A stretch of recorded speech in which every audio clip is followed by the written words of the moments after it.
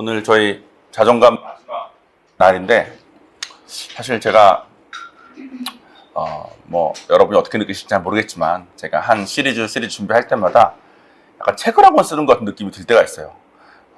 막 이렇게 어떻게 이거를 우리 성도들에게 전할까 고민하다 보면 하나님께 주신 영감도 많이 있고 또 제가 공부도 많이 하게 되고 하면서 항상 이 마지막 그 시리즈의 마지막을 전할 때는 마음속에 항상 뭔가 속상함이 있습니다. 처음 이렇게 준비할 때 막 이렇게 와 이런 내용이 전달되고 이렇게 되면 정말 우리 성도들이 참 좋겠다, 나도 참 좋다 이런 생각을 많이 하다가 한 40%에서 60% 전하고 끝나는 것 같아요. 매번 이게 공부한 양이 이렇게 있어도 이거를 제가 충분히 소화를 하면 소화한 만큼 쉽게 설명을 할 수 있는 거 아니겠습니까? 이렇게 쉽게 설명할 수 있는 저의 그 카페가 충분히 못한 것 같습니다.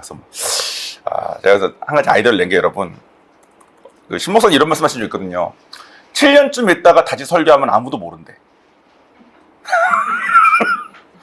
7년쯤 있다가 자존감 시리즈 갑자기 자존감이라는 단어 빼고 뭐 어떻게 해가지고 나갈 수도 있겠습니다.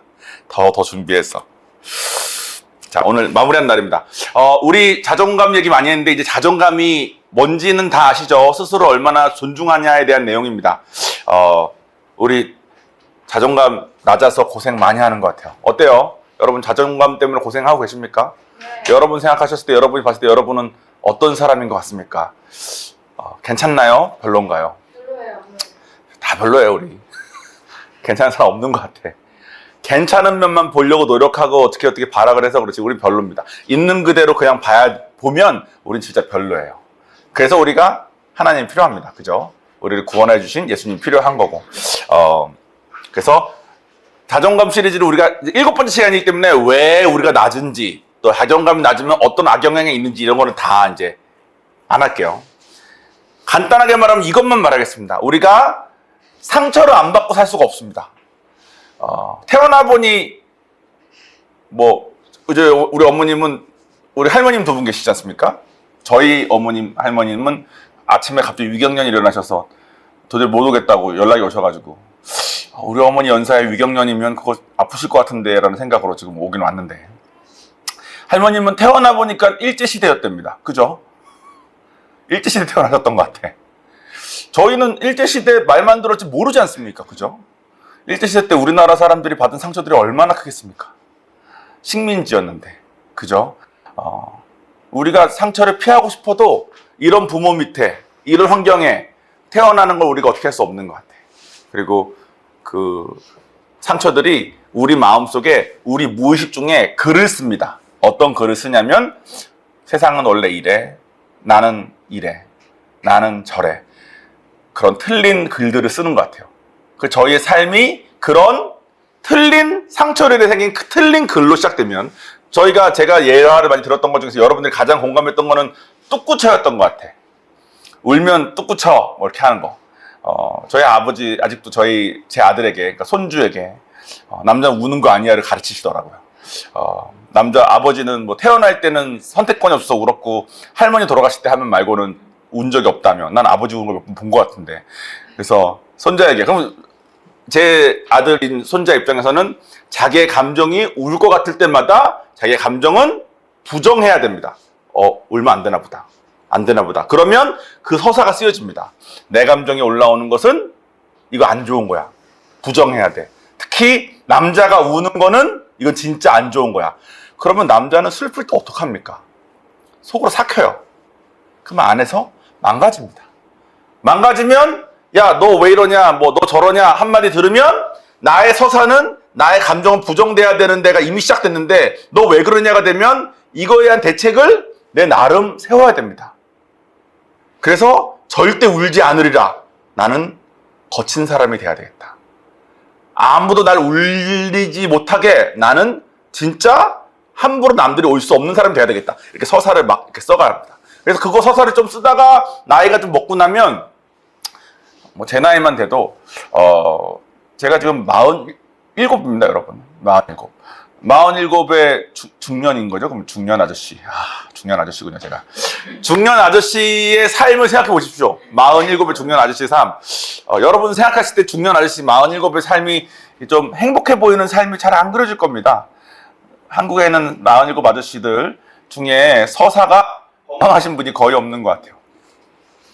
그런데 이 서사가 이렇게 쓰여진 우리가 이 서사를 다시 쓰고 자존감을 높이는 방법을 알려드렸습니다. 그건 뭐였냐면 스스로를 건강하게 다시 보는 거야. 그래서 이제 가제는 우리랑 비슷한 뭐 그런 컨디션이 있는데, 가제는 한 번 싸움을 지면 스스로를 쭈그리려 보는데 걔한테 세로토닌 같은 걸 쏴주면 다시 자기의 어깨를 피더래요. 그래서 그 책의 저자는 어깨만 피고 다녀라. 거울 보면서 어깨 핀 자기만 봐도 스스로에 대한 생각이 달라질 거다. 이런 얘기를 했고, 또 작은 성공들이 자꾸 쌓이면 성공했을 때 느껴지는 그 호르몬, 작은 것을 이뤘을 때 그 호르몬이 자꾸 쌓이다 보면은 우리가 자존감이 높아진다 이런 얘기를 했습니다. 근데 그게 쉽다 어렵다? 어렵다. 여러분, 저의 자존감에 가장 방해가 되는 것은 저의 외모인데, 제가 살을 진짜 많이 빼가지고, 제가 22살 때, 제가 키가 82인데, 제가, 제일 체중을 많이 뺐을 때가 81kg였습니다. 물론 그것도 비만이더라고. 근데 81만 돼도 50m 정도 밖에서는 저를 이렇게 보는 걸 느낄 수 있었어. 근데 50m 가까이 와서 내 얼굴을 보면 더 이상 안 봐. 근데 50m 밖에서 얼굴은 잘 안 보이고 내가 옷 한참 챙겨 입었을 때거든요. 한참 이렇게 털고 다닐 때가 있었어요. 아무도 안 믿기겠지만 IGM 초창기 때 저 만났던 분들 말하면 저언니 재수 없어서 털고 다녔어 그랬어요. 요즘은 털지 않습니다. 좀 안 털었죠. 근데 그때는 진짜 이렇게 막 코트가 다리 어디까지 내려오는지까지 다 계산하고 있던 때가 있었어요. 근데 50m 안에 들어오면 사람들이 날 안 봐. 그러니까 나는 왜 이럴까? 왜 이럴까?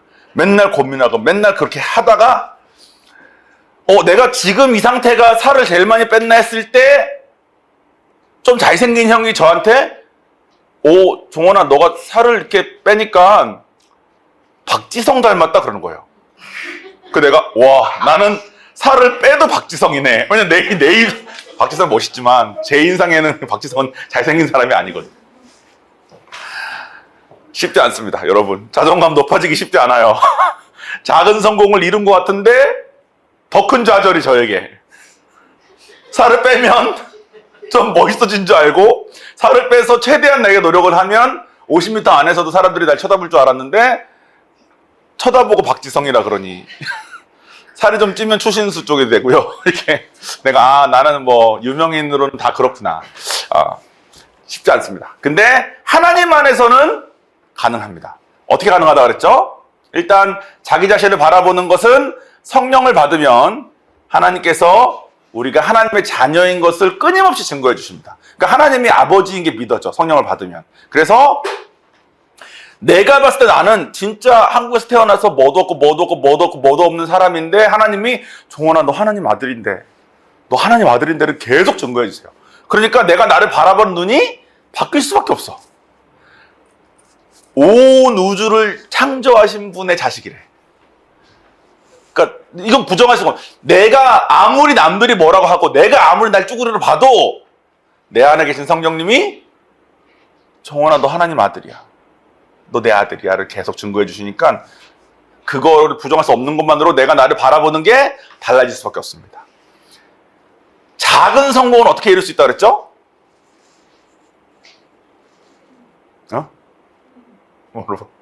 똑바로 말씀해 주실래요? 지난주 우리 나눔 조금씩 해내는 거 아니 성공 어떻게 이룰 수 있냐고. 하나님 안에서 성공 어떻게 이룰 수 있죠? 우리도 성공을 시키는 능력이 없는데 맞습니다. 순종입니다. 순종하면 하나님이 하시니까. 그래서 나는 솔직히 순종은 이런 거랑 비슷해요, 여러분. 100을 얻어야 우리가 만족감이 있어. 100을 향한 아무리 노력해도 나는 항상 한 79점 했던 것 같아. 79점, 81점. 그럼 남들이 B 정도 받은 거니까 성적으로는 했는데 항상 90점, 95점 받은 애가 항상 있어. 나는 열심히 한 것 같은데 85점, 80점 이런 사람 맨날 살았어요. 그러다가 하나님이 완전 다른 방향에 10을 하래. 난 이리로 가야 되는데. 그래서 이걸 멈추고 10을 해요. 아무 변화가 없어. 근데 20을 하래. 그래서 20을 했어. 아무 변화가 없어. 30을 하래. 30을 했어. 아무 변화가 없어. 막 현타가 옵니다. 나 지금 뭐하고 있지? 미친 짓 아닌가? 여러분 이번 주에 오이코스 하느라 미친 짓들 좀 하셨을걸요? 하면 옵니까? 안 와. 갑자기 막 나를 홀대하고 막 이상한 사람 취급하고 너 그런 사람 아니었잖아. 이런 게 막 옵니다.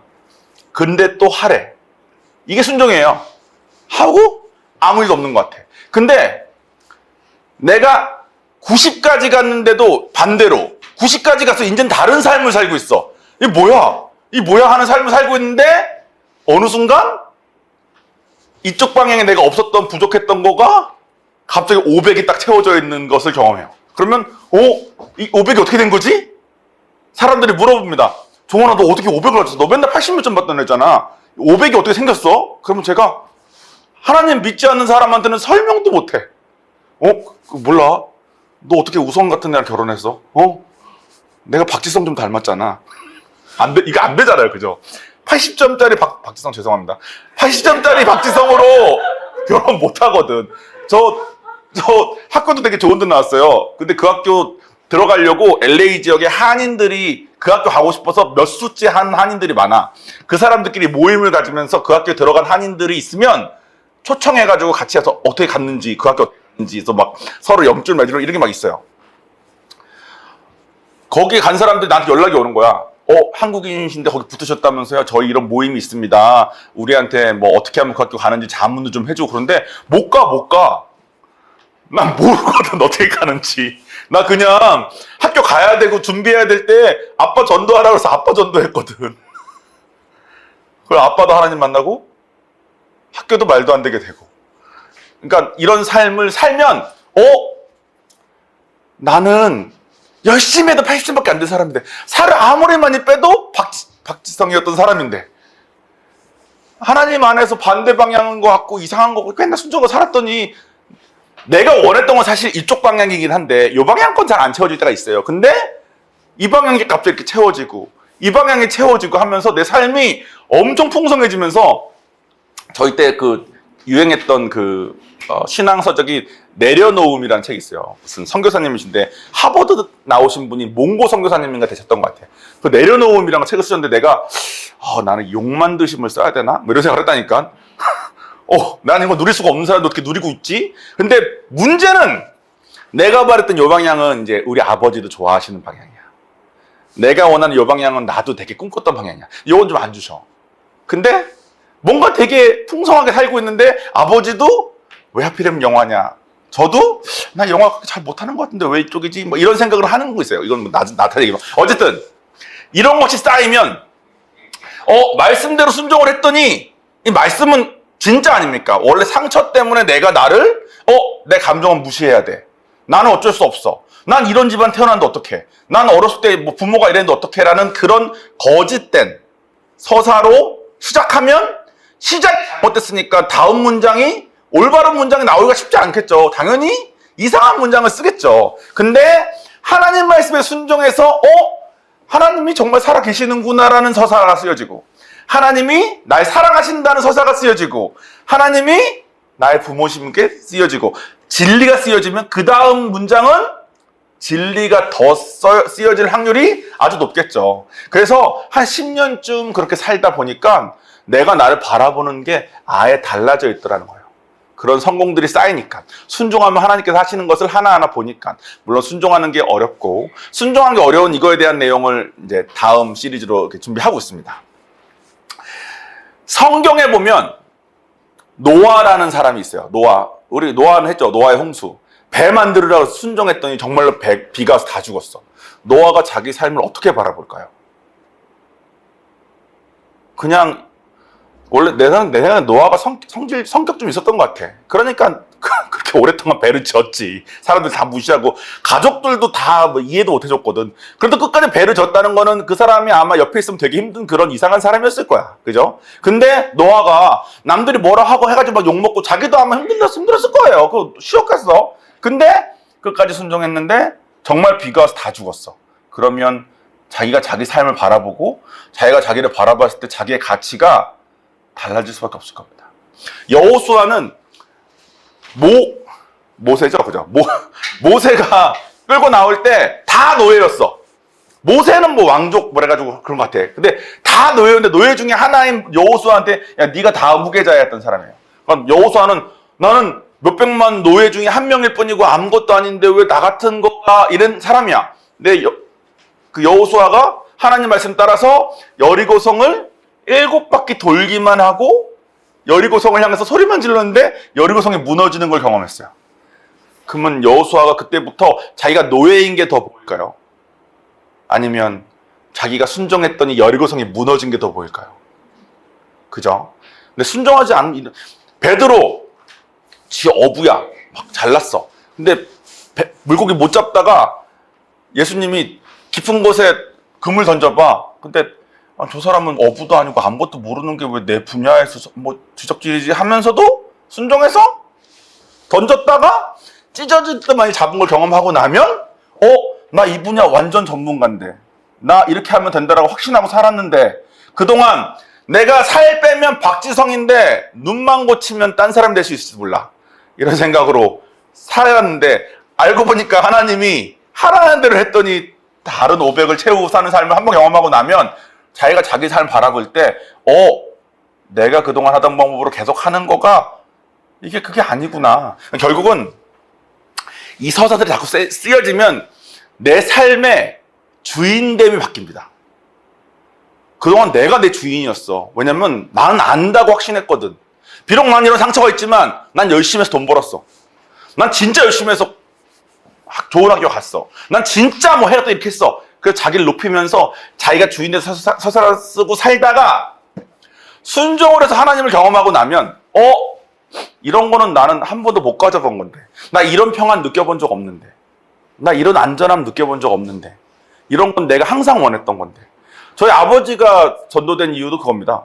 저희 아버지는 되게 잘나신 분이시거든. 공부도 되게 잘하셨고 제가 30살쯤 됐을 때 30살쯤 됐을 때 아버지가 제가 그때 막 다 망해가지고 완전 미국 유학을 막 오래 했는데 영어도 잘 못하지. 뭐 전공도 영어로 해가지고 갈 데도 없는 것 같지. 얘가 이러다가 자살하겠다 싶어가지고 미국에 오신 적 있어요. 당신 아들이 죽을 것 같더래. 옆에서 보니까 쟤는 저 상태면 스트레스를 너무 받아서 죽을 것만 같더래. 그럼 오셨는데 죽기는커녕하고 아침에 일어나면서 휘파람을 불면서 일어나가지고 이불을 개더래. 그때 아버지가 느꼈대요. 나는 저렇게 휘파람 부는 삶을 살려고 그렇게 노력을 해가지고 여기까지 왔는데도 아직도 휘파람 불기는커녕하고 너무 괴롭고 너무 힘들고 더 열심히 살아야만 될 것 같고 내가 휘파람을 언제 불고 안 불었나 생각했더니 중학교 때 말고는 안 불었더래요. 근데 쟤는 30살에 객관적으로 보면 자살할까봐 걱정될 만큼 삶의 실패자의 모습인 것 같은데 도대체 뭐길래 휘파람 불고 사나 그러셨대. 그런 거는 우리가 노력해서 얻을 수 있는 것들이 아닙니다. 제가 솔직히 제 삶을 생각해도 좀 그랬어. 내가 그때 하나님한테 맨날 기도했던 게 뭐냐면 하나님 아빠 전도하라면서요. 그러면 아버지가 봤을 때 야 네가 하나님 믿더니 정말 이렇게 됐구나 할 만한 뭐 좀 그럴듯한 게 좀 저한테 있어야 우리 아버지한테 아버지 제가 하나님 믿더니 이렇게 됐어요 라고 간증이라도 하지. 나 완전 쭈구리인데 나 완전 패배자인데 이거 어떻게 하나님 아빠 전도하라 그래요. 그래서 나는 아버지한테 전도하러 가기에는 아버지가 나를 너무 무시하고 나를 너무 안타깝게만 생각해서 힘들기만 했거든. 근데 제가 제 분야에서 잘나봤자 아버지 분야랑 비교하면 제 분야가 별거 아니니까 아무리 잘나도 아버지 입장에서는 저 무시했을걸요. 근데 아버지한테 딱 맞는 그걸로 하신 거잖아요. 그런 것들, 그런 거는 하나님 이 세상에 쉽게 일어나는 일이 아닙니다, 여러분. 세상에서 일어날 수 없는 일이 제 지혜로는 가늠할 수 없는 일이 하나님 때문에 일어난 거예요. 그게 하나님께 영광 돌리는 삶입니다. 세상에서 일어날 수 없는 일이 하나님 때문에 내 삶에 일어난 거야. 그게 하나님께 영광인 거예요. 이건 하나님 말고는 칭찬받고 하나님 말고는 왜 이렇게 됐다고 설명할 수 있는 길이 없으니까. 그러면 점점 내 삶의 주인됨이 바뀝니다. 내가 내 맘대로 열심히 했던 거가 그동안은 고생만 했고 뭐야 나 진짜 열심히 살았는데 내가 원했던 것 얻은 것도 없고 이런 것도 없고 뭐야. 근데 하나님한테 순종했더니 하나님께 이렇게 하셨네, 저렇게 하셨네, 하나하나 쌓이면 내 삶에 하나님의 영광이 쌓이고, 왜냐면 나는 내가 할 수는 없는 걸 내가 인정하니까. 난 이런 평안 누리고 나 30살 때 인생 내가 봐도 망한 것 같고, 내가 봐도 노후 자금 다 끌어다가 우리 부모님 노후까지 망친 것 같은 생각에 가득했던 사람인데, 저는 기억 못하는데 제가 휘파람을 불더래, 아침에. 그런 건 제가 아버지 들으라고 일부러 분 게 아닐 거 아니에요, 그죠? 정말로 제가 아침에 일어났을 때 기분이 좋으니까 불었을 거 아니야. 그런 삶을 살 수 있는 거가 내가 원해서 세상에서 함부로 일어나는 일이 아니라는 거예요. 그러니까 어떻게 30살에 그 패배자 같은 쭈구리의 삶에서 아침에 휘파람이 불었어라고 물어보면, 저는 하나님이 하셨다는 거 말고는, 하나님께 영광 돌리는 거 말고는 할 수 있는 게 없어. 그게 하나님께 영광 돌리는 삶이야. 그것들이 쌓이다 보면 내 삶의 주인이 바뀝니다. 하나님, 저 이제 뭐 순종할까요? 저 이제 뭐 할까요?로 바뀐다는 거야. 내 삶의 주인이 바뀐다는 거예요. 순종함으로써 하나님께서 영광 받으실 일들이 채워지는 거의 끝판왕이 누굴까?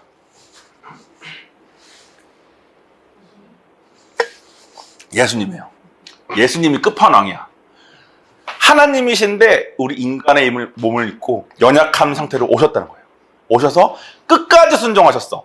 이분은 하나님이니까 순종했겠지? 아니에요. 성경책에 보면은 이분도 피곤해서 자고, 슬퍼서 울고, 화나서 화내고, 그리고 순종할 때 너무 괴로워서 이거 좀 나 안 하면 안 돼요 하고 하나님만 딜도 해보고, 인간으로 오셨기 때문에 인간이 가진 모든 약점을 다 가지고 계셨음에도 불구하고 끝까지 순종하셔서 하나님의 영광 돌리는, 하나님께서 원하시는 것을 결국 다 이뤄내신 끝판왕이 예수님이야.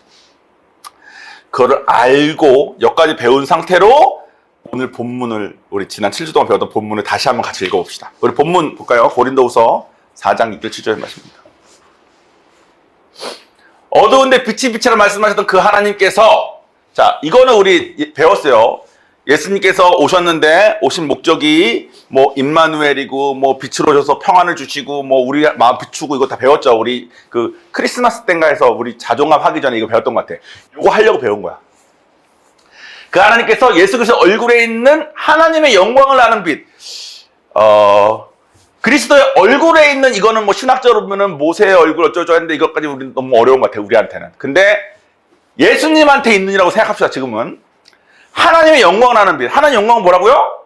세상에 일어날 수 없는 일이 순종함을 통해서, 이건 하나님이 하셨다라고 말고는 말할 수 없는 그 빛을 우리 마음에 비췄대. 옛날에는 빛이 우리 마음에 비쳤을 때 우리는 어떤 생각했어요? 내 마음에 더러움이 있는데, 내 마음에 쓰레기 있는데, 이거 빛으로 비추면 너무 부끄러운데, 너무 괴로운데, 우리는 정죄받는 거에 너무 익숙해. 우리의 서사는 사단이, 야, 너 이렇잖아, 너 저렇잖아, 그래서 이쪽 방향으로 저게 계속 이끌었거든. 근데 알고 보니까 저 빛을 우리가 비쳤다는 것은 뭐냐면,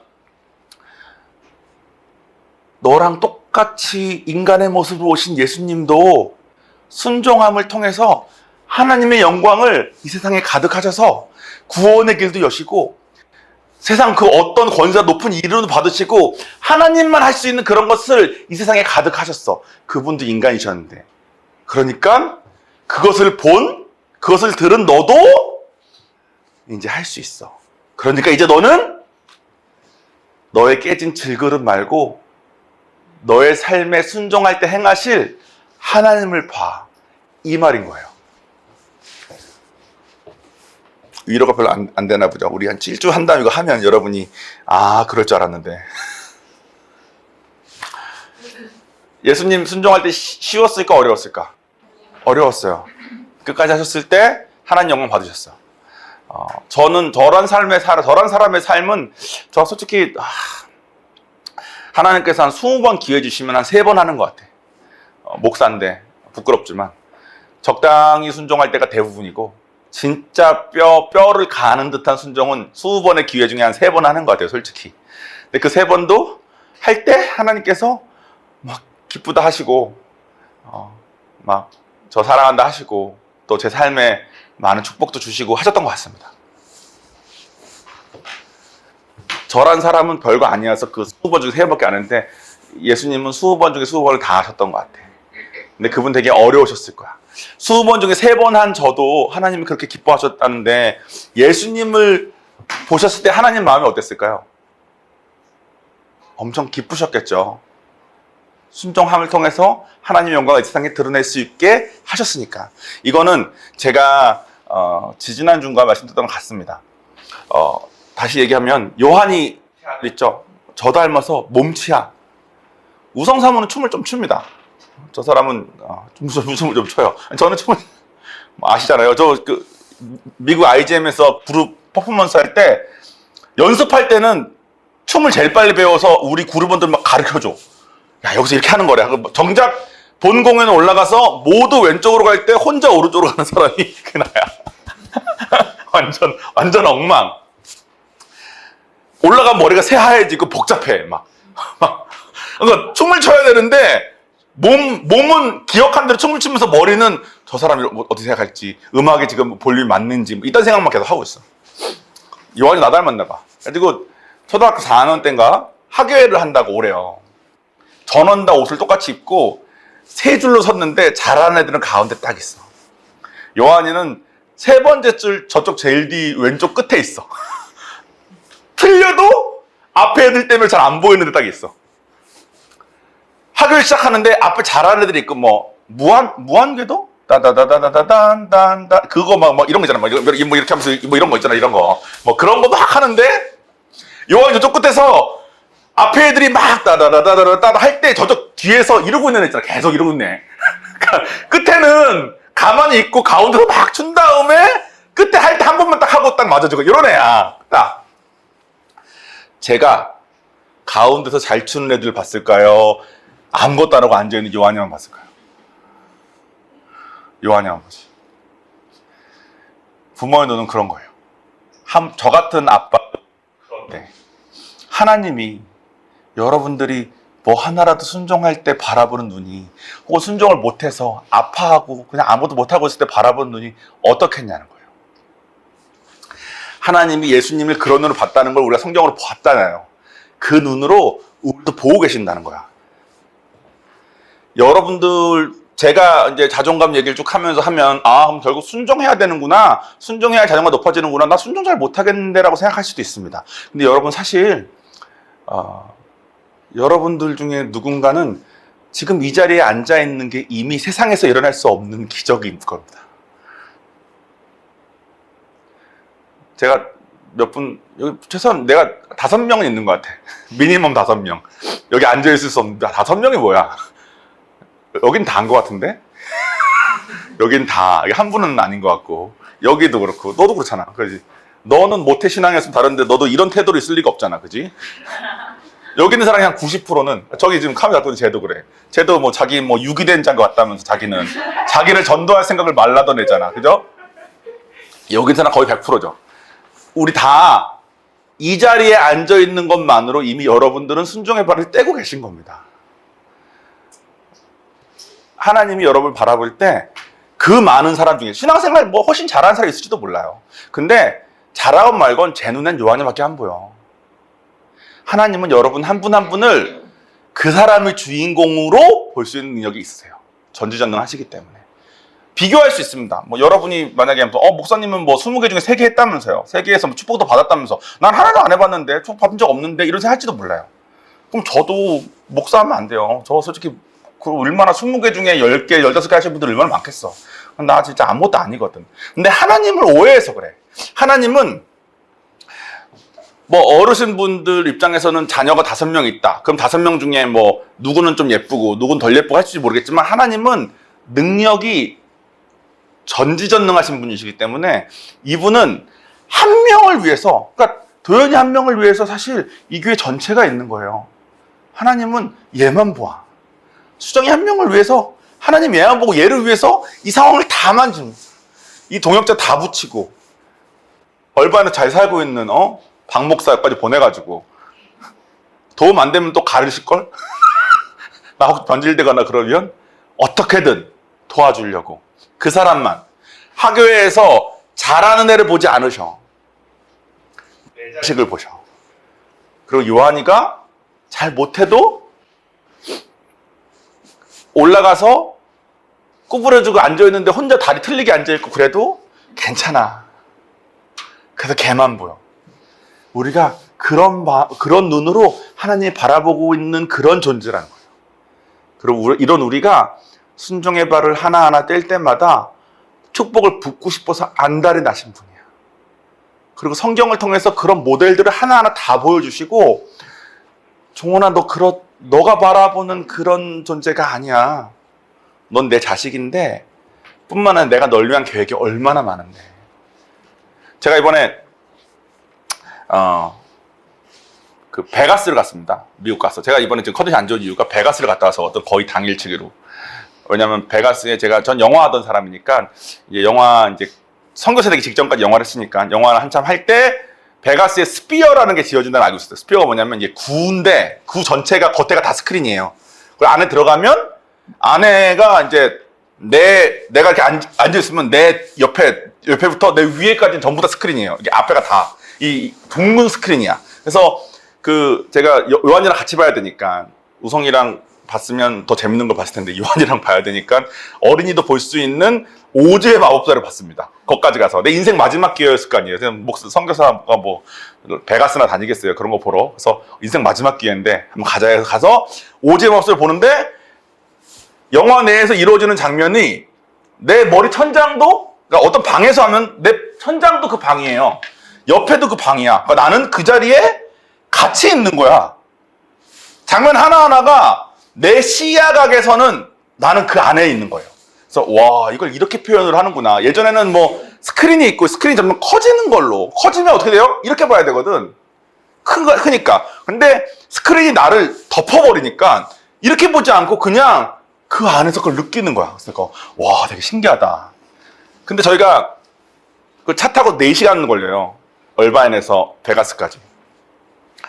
아침에 출발해서 도착해서 체크인하고 간단하게 밥 먹고 스피어 보고 호텔로 돌아오면 10시 자고 다음날 체크아웃 11시에 하면서 바로 얼바인으로 와야지 그날 성경 공부를 올 수 있었거든.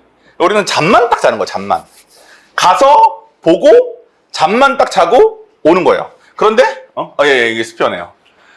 여기 겉에가 다 우리가 여기쯤 앉았었거든.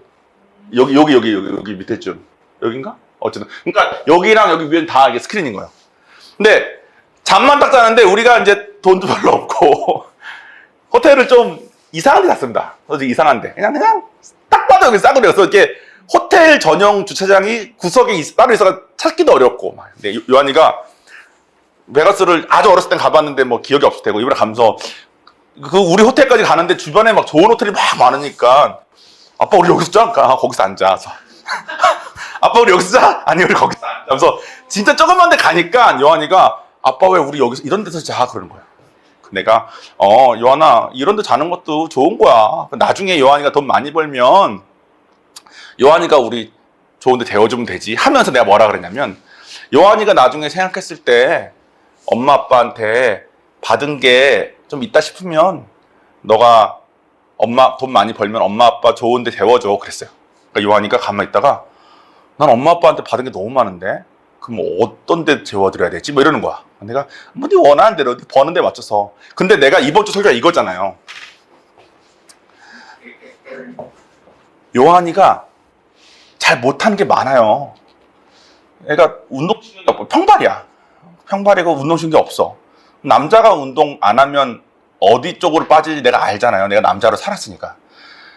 그래서 얘 운동 찾아주려고 같이 축구하고 농구하고 배드민턴 치고 하고 하다가 공 던지는 건 얘가 좀 알길래 야구 해가지고 이제 얘가 선수부 애들하고는 못하지만 일반 애들하고 하면 지가 야구를 좀 하는 만큼까지 돼가지고 이제는 어딜 가나 야구하고 막 지 원하는 선물 무조건 야구 배트 뭐 이렇게 됐어요.